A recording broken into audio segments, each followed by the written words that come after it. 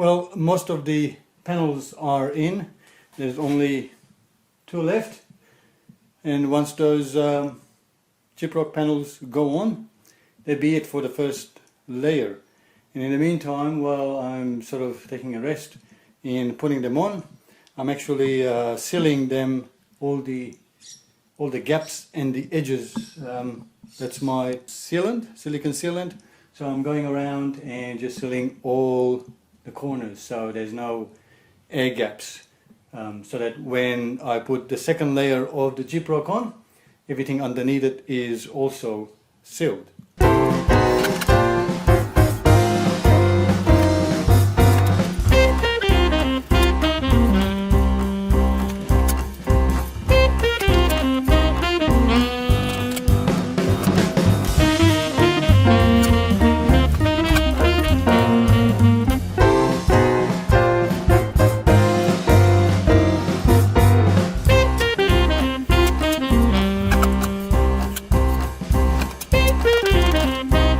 One more panel put in, and I only got top of the back wall to be installed, and that'll be the first layer completed.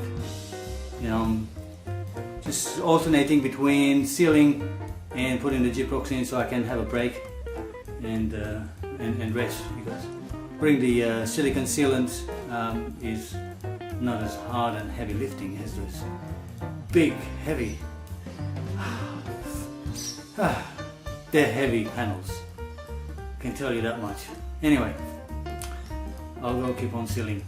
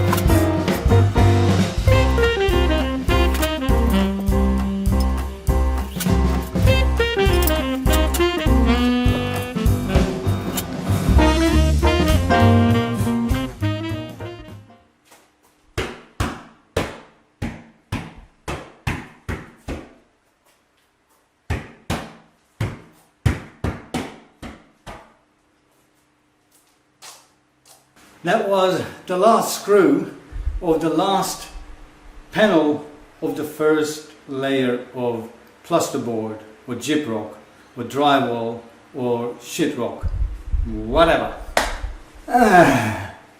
So now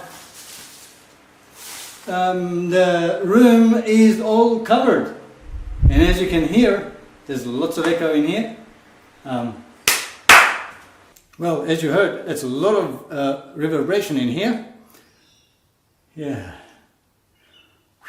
this has been quite an intensive thing. Gyprocking, I tell you, people who do this for their living every day, man, hope they know what they're doing. They sure know what they're doing. It's not an easy task to actually do, especially these thick ones to put in.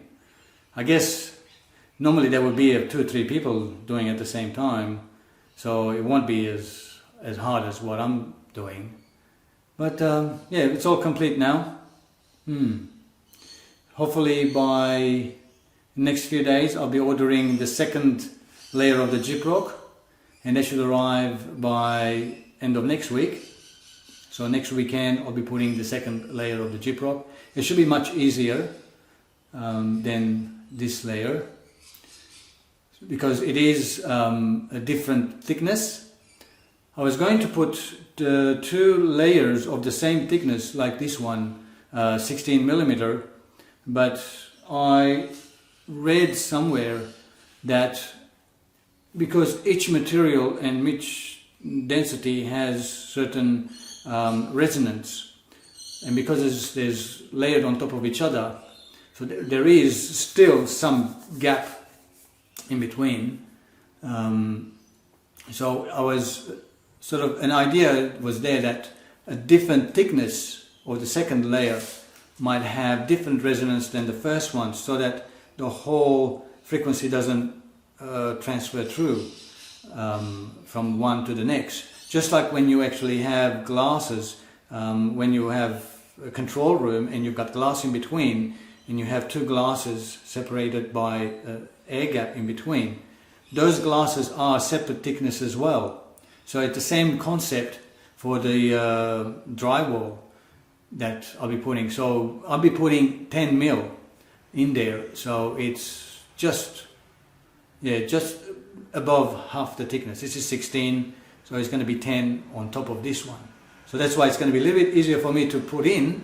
Plus, it'll have, because of the different thicknesses, have different resonances, and hopefully have better effect of sound transmission loss than the same thicknesses. So they're not sort of vibrating at the same frequency, but at different frequencies. So that's the concept anyway, that's the idea. So I'll see how that goes. But it's all good. So it's been 9 months thereabouts since I actually started here. So it's been pretty long term thing for me. Anyway, so another milestone finished, and hopefully my plan is to actually get to move in here by July. So I've got a month to finish it off. So the electrician has to come in to finish it off, all the electrical points, and put the power in here, and I got to do the floors. And air conditioning, the guy has already been here this morning. He came in, we made the hole, we placed it where it needs to go, and at the moment I'm going to use that to get power in here, so when the door is closed we'll have power coming from there. So it's already, the unit is already here. That's the internal unit, and the outside unit is sitting in my garage, so it's all ready to go as well, which is good. So not long to go, so there we go, all walls completed. Well, all of the edges between the plasterboard, all the joints have been sealed now, so all sealed. Every crack has been filled with the special silicone cork, so that should seal it. So I guess by tomorrow it should be dry already, and then when I put the next layer on underneath it, it's already been sealed, including all the power points, all the lights at the top. So all of them have been sealed so that it's as airtight as I can. And I had an extra tube left of the corking tube, the silicone tube. I thought right in here there's a small gap, which actually I realized it actually has access to the inside cavity between the two walls. So I thought, well, might as well make a use of that as well. So that's all sealed all around as well. So all around the door has been sealed with that silicone. So even any air inside the cavity between the two walls, so won't come out from here as well. Similar to what I've done in the roof in my earlier videos, so that no air inside the cavity actually goes out either way. So as much as you can, you know, there's always going to be some air escaping. I've got a whole ducting there with exhaust fan. You know, it's obviously the place is not fully sealed, but as much as you can if you seal it. So that should actually help the door sealing as well, because that's the weakest point. The door is the weakest point, so we need to be able to seal it as much as we can. Yeah, I think that's it for today. I think I've done enough. I'm pretty exhausted putting the last 3 plasterboards and then sealing it and everything else and cleaning it up. So all good.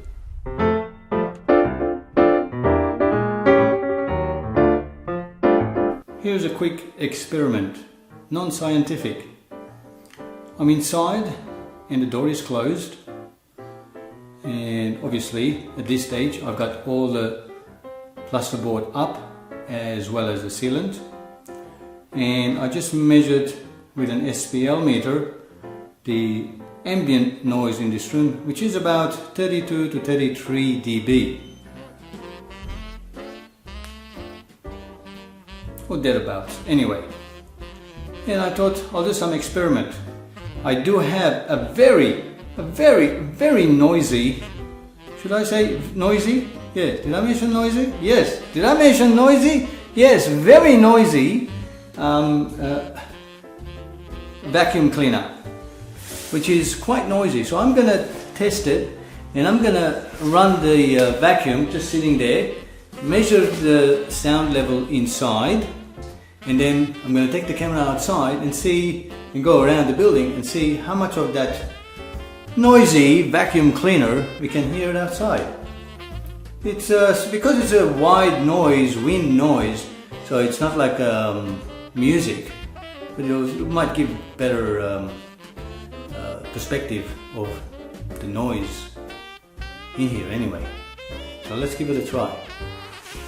You guys ready? I'm just going to turn the sensitivity of the microphone of the camera low so it won't distort.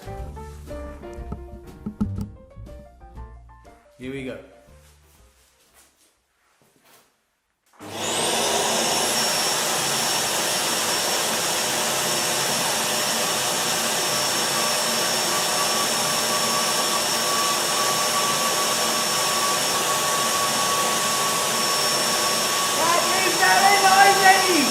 One noisy vacuum cleaner! Damn it! Ah! So you can see that's quite noisy. So let's go out and see what we're gonna get.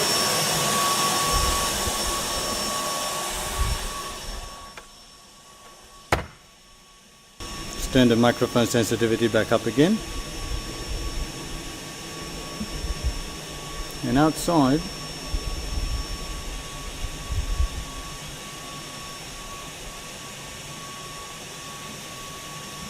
$54, $55 from 80 something, so that's right at the front of the door.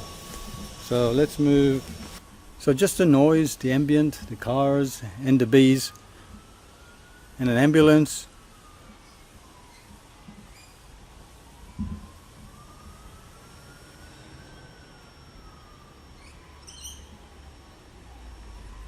But I certainly can hardly hear that damn noisy vacuum cleaner. Anyway, let's go back. And when we come to the front, as I mentioned always, the front is the weakest point. That's where we can actually hear the noise. Even if we come just past the point of the door, you can hardly hear it. Nothing from here. All the sound is coming from the door.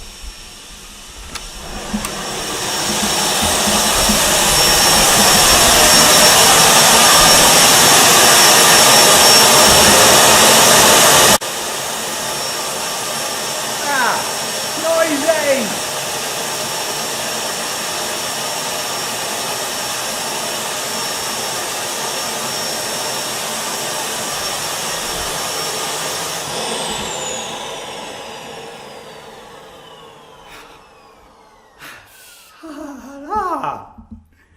How noisy is this freaking vacuum cleaner? Can you believe that tiny thing is making that much noise? That's how it's always been. It's just, that's why it's ended up in here, so I can vacuum all the dust. Yeah, so hopefully then when I have the second door installed and then the sealant, it'll be the same effect as being around the building, so you can actually hear it outside. You can hardly hear it, you can tell. Next time I might bring some a CD player or hi-fi, small hi-fi system, and play some music. Measure it about 75-80 dB, bit louder than what I normally listen to, and see how much of that music is actually going out. Another experiment to do. See you later.